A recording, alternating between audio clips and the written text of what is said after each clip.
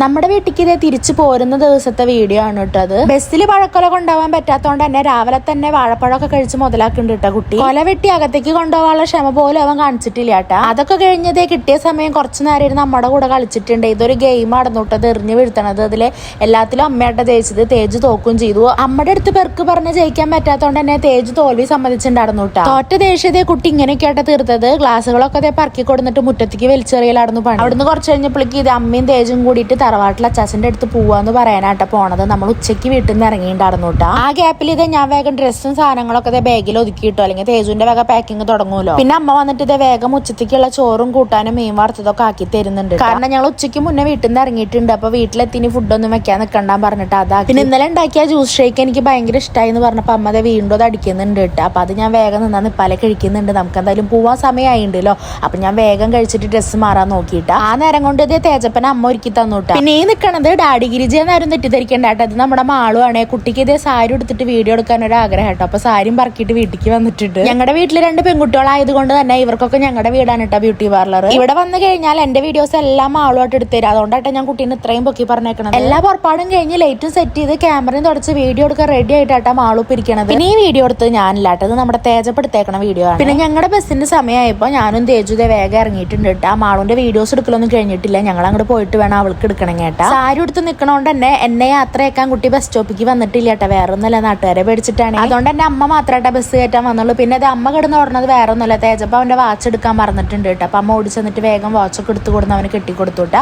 പിന്നെ നമ്മുടെ ബസ് വന്നപ്പോൾ ഞങ്ങൾ വേഗം അതിൽ ഓടി കയറി. ഇത് നെല്ലുവായിക്കുള്ള ബസ്സാണ് കേട്ടോ. നെല്ലുവായി ഇറങ്ങിയിട്ട് നമ്മൾ പട്ടാമ്പിക്ക് കയറുക ചെയ്യുക. പട്ടാമ്പിക്ക് കയറിയ ബസ്സിലാണെങ്കിൽ ചെറിയ തിരക്കുണ്ടായിരുന്നു കേട്ടോ. ഞങ്ങൾക്ക് സീറ്റൊന്നും ഇരിക്കാൻ കിട്ടിയില്ല. കുറച്ച് നേരം ഞങ്ങൾക്ക് ഇത് എങ്ങനെ നിൽക്കേണ്ടി വന്നു. തേജുന്റെ ഈ കലിപ്പ് നോട്ട് ഇടയ്ക്കിടയ്ക്ക് ഉണ്ടായിരുന്നു കേട്ടോ. പിന്നെ അധികം നേരം ഒന്നും കൽപ്പിടേണ്ടി വന്നില്ല കേട്ടോ. കുറച്ച് കഴിഞ്ഞപ്പോഴേക്ക് സീറ്റൊക്കെ കിട്ടി. അങ്ങനെ നമ്മളിത് വീടെത്തിയിട്ട് നമ്മുടെ വീട്ടിലേക്ക് നടക്കാം കേട്ടോ. നമുക്ക് 5 മിനിറ്റ് നടക്കാനൊക്കെ ഉണ്ടല്ലോ. പക്ഷെ ഒടുക്കത്തെ വെയിലായിരുന്നു കേട്ടോ. ഞങ്ങൾ വീടെത്തുമ്പോഴേക്ക് ഏകദേശം ഒരു പരിവായി ഉണ്ടായിരുന്നു കേട്ടോ. പിന്നെ വേഗത വീട്ടിൽ ചെന്ന് വാതിലൊക്കെ തുറന്നു. തേജപ്പ് ഓടി ചെന്നിട്ട് ഇത് AC ഇടാനായിട്ട് പോണത്. കുറച്ച് നേരം ഒന്ന് തണുത്തിരിക്കാൻ വേണ്ടിയിട്ട്. പിന്നെ എനിക്ക് വേഗത ഓർഡർ ഇട്ട് തന്നിട്ടോ. വേഗം എന്തെങ്കിലും തണുത്ത ജ്യൂസ് എന്തെങ്കിലും ഉണ്ടാക്കി തരാൻ പറഞ്ഞിട്ട് ഞാനാണെങ്കിൽ ഉഷ്ണിച്ചൊരു പരിവായിട്ടുണ്ട്. അപ്പൊ ഇന്നത്തെ നമ്മുടെ വീഡിയോ എത്രയുള്ളൂ. നമ്മുടെ വീഡിയോസ് പുതിയതായിട്ട് കാണുന്നവരുണ്ടെങ്കിൽ ചാനൽ ചെക്ക് ചെയ്തിട്ട് ഇഷ്ടപ്പെടുകയാണെങ്കിൽ സപ്പോർട്ട് ചെയ്തേക്കണേ. ബൈ.